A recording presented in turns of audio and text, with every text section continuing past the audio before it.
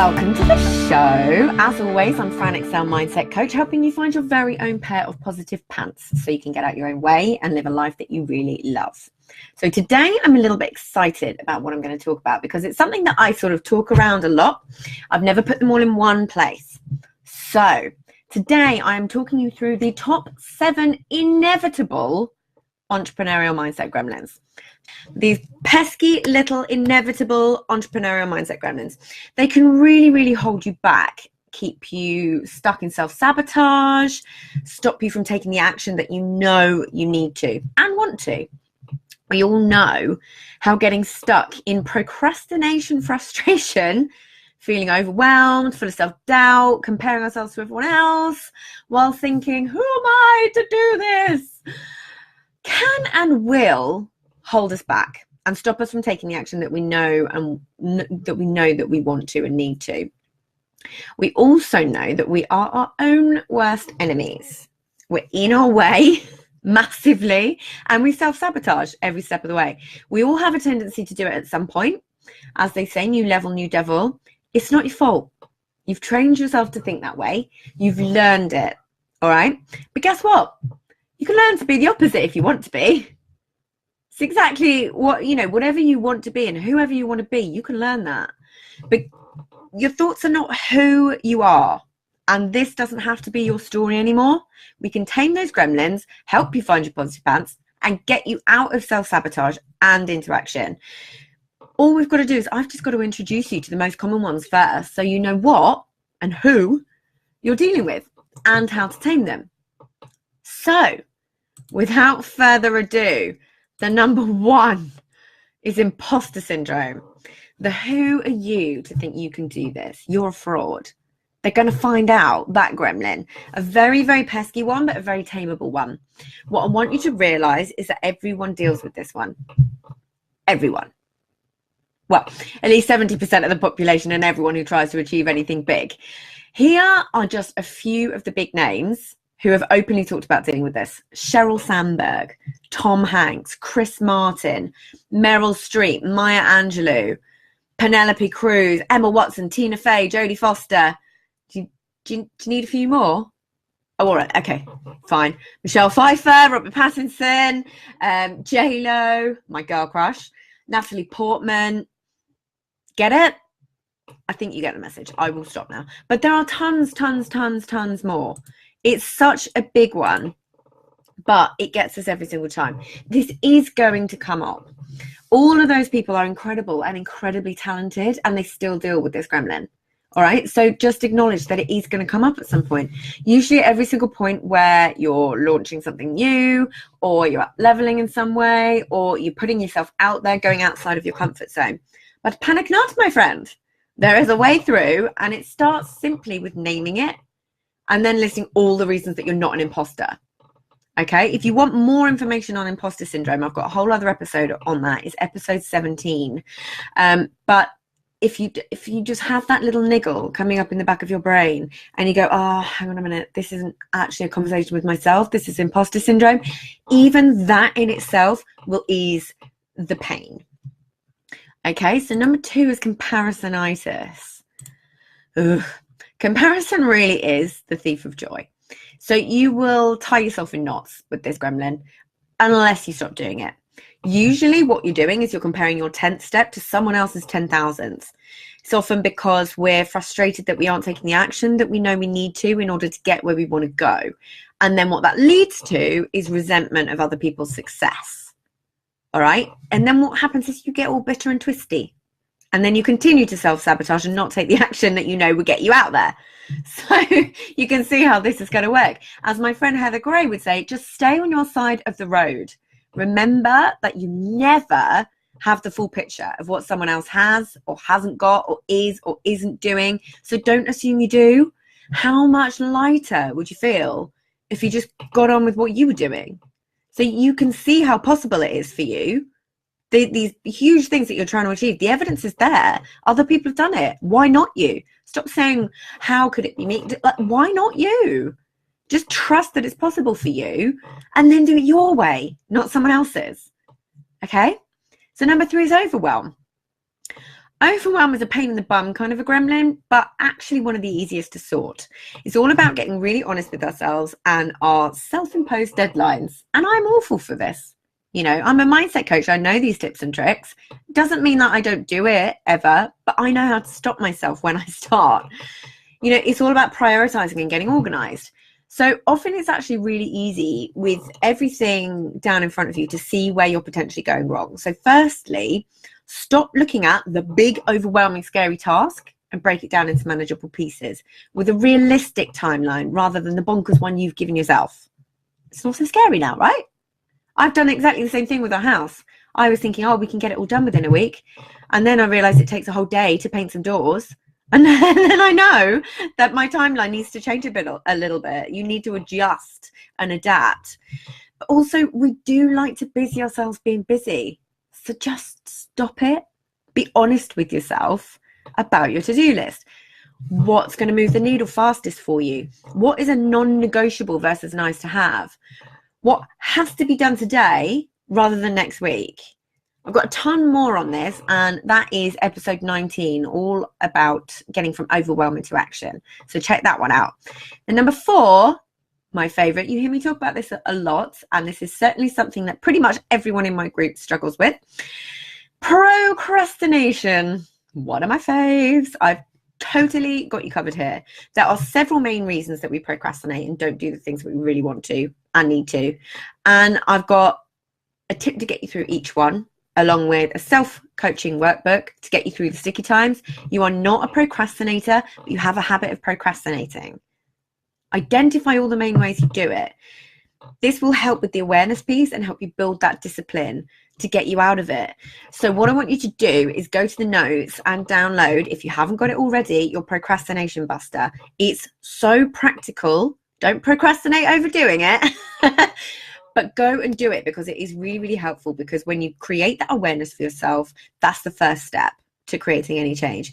And then I've got the self-coaching sheet to get you through it. Okay, but if you do want more on that, check out episode 2 of the Positive Pants podcast.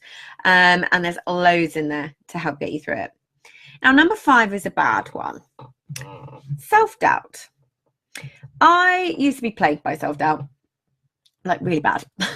It held me back from doing anything that I wanted to. I mean, I wouldn't even go anywhere on my own. You know, it was ridiculous. I was so crippled by self-doubt that I literally just stayed in my own little bubble with nothing ever changing. But please notice that I said used to hold me back.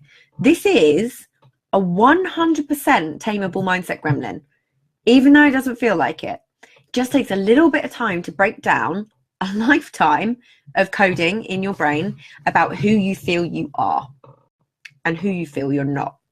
So it's breaking down that lifetime of coding of you feeling like you're having a negative conversation with yourself in your head.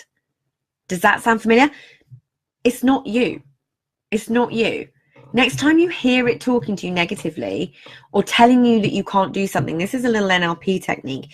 You can either give it a name or a silly voice like Daffy Duck, and you will soon stop feeling so attached to it, stop feeling so hurt by it, and it will make what it says so much less believable for you. It sounds really silly, but honestly it works, because most of the time it's either our own voices in our heads, which is what leads us to believe we're having a conversation with ourselves, or it's somebody that we respect, like a parent or a loved one. All of these different things. If you can shift that around, if you can give it a name, if you can give it a silly voice, just start to notice these things and see how much that can work. Your brain's going to play these tricks on you. Every single time you want to step out your comfort zone, it will try and keep you stuck. Thinks it's doing you a favor and protecting you from bears and saber-toothed tigers. Yes, really. But actually, it's only holding you back. See, the more that you doubt your ability to do something, the less likely you are to even try. It actively stops you from taking action. But once you realize that when you do step out of your comfort zone and take action and nothing bad happens, you're showing your brain it's fine, it's all good. And then this is the space where you grow in confidence, you get braver, you start to back yourself, because you're giving yourself the evidence that it needs. So getting outside your comfort zone is pure magic. I'm always saying that unicorns and rainbows live outside your comfort zone. Genuinely start doing it. Start looking for ways to push yourself out of your comfort zone, because I can't tell you how much you will grow exponentially. If you want any more tips on that one, I have another one. So let's go with how to be more confident. Go for episode 3, and that will really help you, because a lot of self-doubt, it is confidence. But go to episode 3 and listen to that one. So number 6 is fear. Right, fear. Particularly pesky, but again, tameable. What are you afraid of? Failure, success, judgment, being wrong, all of the above. Remember I mentioned the part of the brain that protects you from those bears and those saber-toothed tigers? That's your amygdala. And it is very close to the memory center of our brains. Now, I'm not going to get too technical here, but the problem with that is that the brain doesn't distinguish between what's real and what's imagined, which is why visualization is so powerful. Okay, so what happens is when you've catastrophized, maybe you're feeling some anxiety or whatever it may be, when you've catastrophized about the worst case scenario, you've had all the same physiological and chemical reactions in your brain as if it already happened. And the memory center of your brain is your hippocampus, and that stores that memory in inverted commas, which will activate the fear center of the brain every time you go anywhere near taking action towards that, anywhere near towards taking action on what you want. So what works one way will work the other, which is where visualization comes in. So what I want you to do is start to picture the best case scenario. Really allow yourself to feel the feelings as if it's already happened. You've got that article published, you're on Thrive Global, you did your first Facebook Live, you've got that book deal, you've got that speaking gig, all of those different things, anything that you want to do. Just visualize the best case scenario for that. Remember that fear is just false evidence appearing real. It's not happened yet. You have way more control over this than you think. And for more ways to tame that gremlin, go to episode 11. So number 7. I've saved the best for last here because it's negativity. Okay, now this is the big one, but actually it's one that not enough people focus on, in my opinion, in my humble opinion. That is why I'm always talking about finding your positive pants. If you have a negative, if you're negative in your outlook or your thought processes and the way you feel and behave towards yourself, it will affect your ability to succeed. If you look at one situation negatively, it's how you look at all situations, because you've trained your brain that negativity or pessimism, that sort of way of protecting yourself is what I used to call it, is the path of least resistance, and it becomes how you behave in all areas of your life. Okay, but I know all this to be true because it was me. I was, as I've said before, you're on a bad day. Let me tell you, it is the fastest way to quit. It's the fastest way to give yourself excuses and the fastest way to not believe in yourself. So you need to nip it in the bud, and you can nip it in the bud. Remember, happiness doesn't come from success. It's the other way around. Success comes from happiness. Think about all those people that have got what you want. Okay, Sean Acor, another one of my favorite authors, and he's a positive psychologist, and he wrote The Happiness Advantage. If you haven't read it, check it out because it's amazing. It will explain this in a lot more detail. And the next thing to know is that gratitude is literally the antidote to fear and anxiety, and it is a great place to start when you are on the road to becoming more positive. Okay, start with simple gratitude practice, regular gratitude practice. So you need to be making sure that you have these positive emotions running through your veins. You will be more resilient. You will look for the lesson and the opportunity rather than the struggle or the threat. You will believe in yourself or your ability. You will see obstacles as forks in the road, leading you down a better path. That's how I look at everything these days. My favorite mug. Sometimes on the way to the dream, you get lost and find a better one. And I live by that. Anything that lands in my way, it's fine. It's cool. I know I can handle it. I know it's probably going to lead me down a better route, to something that wouldn't have happened had the negative thing not happened. You'll know that there is no such thing as failure, only lessons to learn. And when you can go through growing your business with this attitude, then you'll honestly be unstoppable. And if you don't, as I always say, you'll feel like you're pushing water uphill. The ups and downs will be hard to bear. That roller coaster, that inevitable roller coaster. It's a ride. It's there to be enjoyed. You know, it will be hard. And if you want to know any more about why I think finding that your positive pants in business is so important, then definitely go to episode 20. But how much lighter do you think you'll feel with this way of thinking? These are all tameable, all fixable. You just need to shift how you think. Okay, it's not so easy to do on your own, but that's what I'm here for. Please understand that there is nothing wrong with you if you're feeling any of these. They are an inevitable part of the process of trying to achieve anything big, especially when you're going so far outside your comfort zone and what's normal for you. You're like in a foreign land, okay? And you need to know how to navigate that. But when you can understand why and where they're coming from and how to push through them, it'll all feel so much more easy, so much easier. We've just got to find your positive pants. Positive emotions will neutralize the effect of all of these things on the amygdala. It'll calm it down, so it'll allow you to take the action that you want and need to, and then you'll be unstoppable.